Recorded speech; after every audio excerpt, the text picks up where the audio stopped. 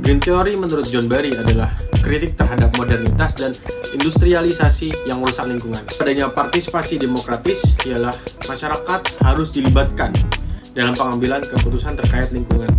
Aksi dari Pandawara yang terjun ke lapangan hanya untuk membersihkan sungai, tentunya hal tersebut terlihat remeh, tapi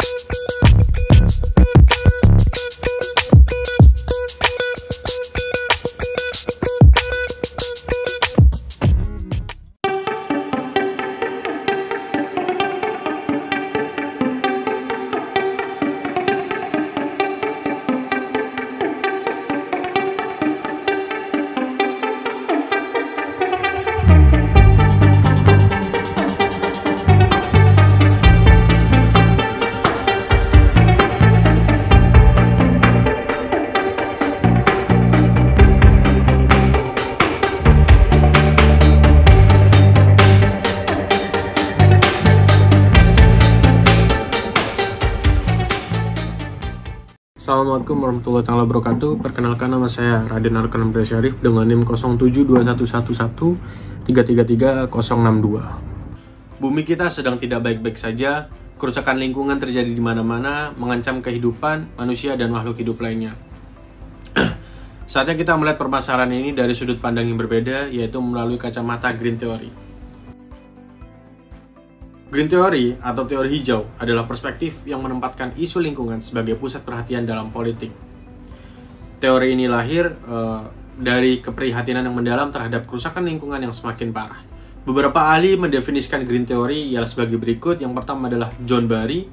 Green Theory menurut John Barry adalah kritik terhadap modernitas dan industrialisasi yang merusak lingkungan. Ia menekankan pentingnya menghormati alam dan menjalin hubungan yang harmonis antara manusia dan lingkungan. Yang kedua adalah Robin Eckersley. Teorinya ialah menantang asumsi dasar dari teori hubungan internasional tradisional yang mengabaikan isu lingkungan. Ia menyerukan restrukturisasi sistem politik dan ekonomi global untuk mencapai keberlanjutan ekologis. Green Theory memiliki beberapa prinsip kunci. Yang pertama adalah ekosentrisme, ialah alam memiliki nilai intrinsik dan harus dilindungi, bukan hanya sebagai sumber daya bagi manusia. Yang kedua adalah keberlanjutan, ialah alam untuk memenuhi kebutuhan generasi sekarang tanpa harus mengorbankan kemampuan generasi mendatang untuk memenuhi kebutuhan mereka. Lalu yang ketiga adalah keadilan sosial, ialah kerusakan lingkungan seringkali berdampak tidak proporsional pada kelompok masyarakat yang miskin dan marginal. Green Theory hadir untuk memperjuangkan keadilan sosial dan lingkungan. Lalu adanya partisipasi demokratis, ialah masyarakat harus dilibatkan dalam pengambilan keputusan terkait lingkungan. Dan yang terakhir adalah non-kekerasan, ialah menolak, menggunakan, dan menyelesaikan konflik lingkungan dengan kekerasan. Kembali pada yang pertama, ekosentrisme ialah bagaimana kita melihat dunia itu sebenarnya pusatnya. Kemudian, goals-nya itu adalah keselamatan lingkungan.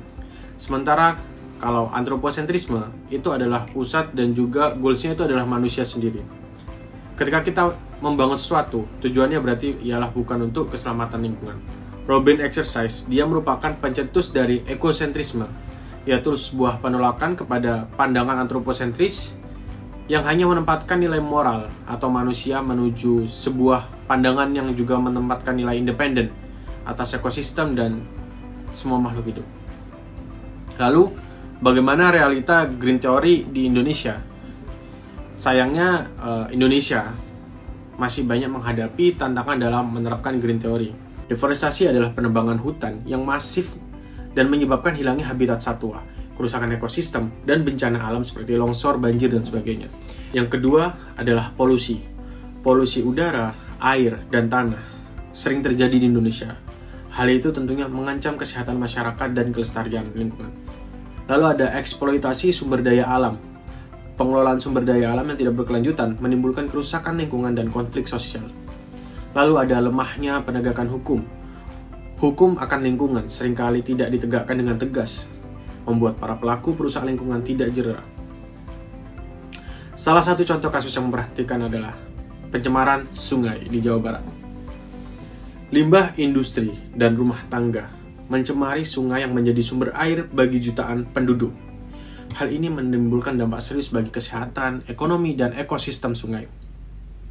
Lalu apa solusi untuk mengatasi permasalahan lingkungan di Indonesia? terlebih lagi pada sumber daya air, sungai. Penguatan hukum dan penegakan hukum. Pemerintah harus memperkuat hukum lingkungan dan menegakkan dengan tegas. Lalu kita membutuhkan adanya partisipasi publik. Masyarakat harus dilibatkan dalam pengambilan keputusan dan pengawasan kebijakan lingkungan. Pendidikan lingkungan juga diperlukan karena untuk meningkatkan kesadaran masyarakat tentang pentingnya lingkungan melalui pendidikan formal dan informal. Lalu yang terakhir dan tak kalah penting ialah pengembangan ekonomi hijau, yaitu dengan mendorong pertumbuhan ekonomi yang berwawasan lingkungan dan berkelanjutan. Tentunya semua poin tersebut harusnya dibarengi dengan adanya suatu kerjasama yang intens antara masyarakat lokal maupun pemerintah, bahkan internasional. Contoh yang telah terjadi sekarang ialah aksi dari Pandawara yang terjun ke lapangan hanya untuk membersihkan sungai. Tentunya hal tersebut terlihat remeh, tapi akan berdampak besar bagi lingkungan. Jadi mari bersama-sama kita wujudkan Indonesia yang lestari dan berkelanjutan demi masa depan generasi penerus bangsa kita. Oke, terima kasih. Assalamualaikum warahmatullahi wabarakatuh.